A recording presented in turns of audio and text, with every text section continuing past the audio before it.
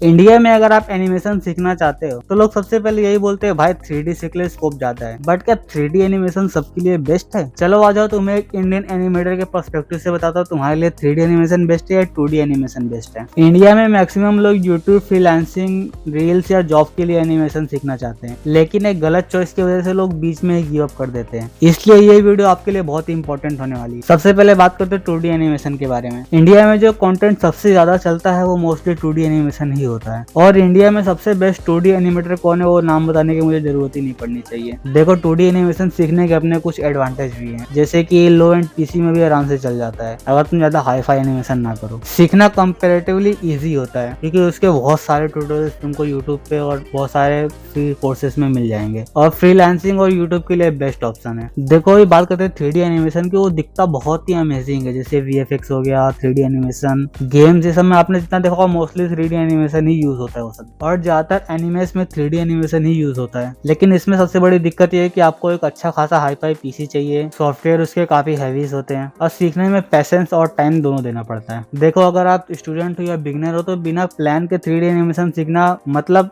मत सीखो, जाने दो, क्योंकि वो डिमोटिवेट का कारण बन सकता है। इंडिया में अगर हम पार्सली देखें तो बजट कम है, 2D बेस्ट। फास्ट अर्निंग चाहते हो 2D एनिमेशन बेस्ट। अगर तुम्हारा गोल है यूट्यूब पे या फिर फ्रीलांसिंग करना तो 2D एनिमेशन बेस्ट। अगर तुम्हारा गोल है मूवीज, गेम्स, स्टूडियो में जाने का और आगे बढ़ने को तो 3D बेस्ट है। देखो प्रॉब्लम एनिमेशन में नहीं होना चाहिए, प्रॉब्लम होना चाहिए गलत एक्सपेक्टेशन में। चलो ये बात करते हैं आपके लिए बेस्ट कौन सा है। देखो अगर आप इंडियन बिगिनर हो या फिर कोई स्टूडेंट हो और आप चाहते हो कि मैं घर से बैठ के काम करूँ, कहीं जॉब वॉब ना जाना पड़े मुझे, तो मोस्टली आपको मैं प्रेफर करूँगा आप 2D एनिमेशन ही सीखो, क्योंकि उस पर सीखना बहुत ईजी पड़ जाता है और आपको एनिमेशन के बेसिक्स जो रहते हैं वो 2D में आराम से क्लियर कर सकते हो। और काफी मेहनत के बाद जब आपके फंडामेंटल स्ट्रांग हो जाएंगे तो आप 2D से 3D में शिफ्ट कर लो, जो कि उतना हार्ड नहीं पड़ेगा आपको। जब आपका एनिमेशन का बेसिक्स क्लियर हो जाएगा तो आप 3D में आराम से शिफ्ट करोगे तो आपको कोई दिक्कत नहीं होने वाली। जैसे अगर मैं अपनी बात करूँ तो मैं पहले मैं एडोब एनिमेट में एनिमेशन करता था, मैं वहां से मैंने एनिमेशन के सारे बेसिक्स क्लियर कर लिए अपने, वहां पे काफी सारे एनिमेशन मैंने बनाए भी। But now I shifted in Blender, और ब्लेंडर में भी मैं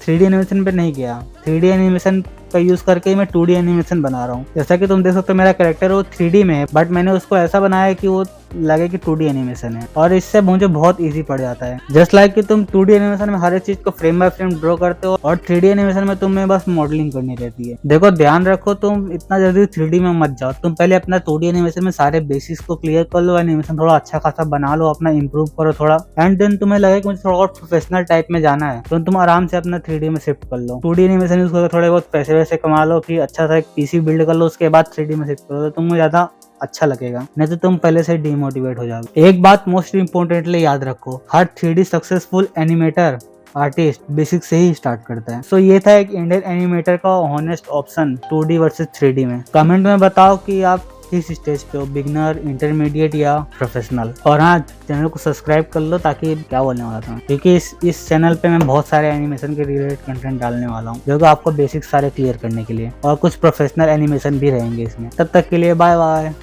ना मास्क नहीं दिखाऊंगा अभी, बाय बाय।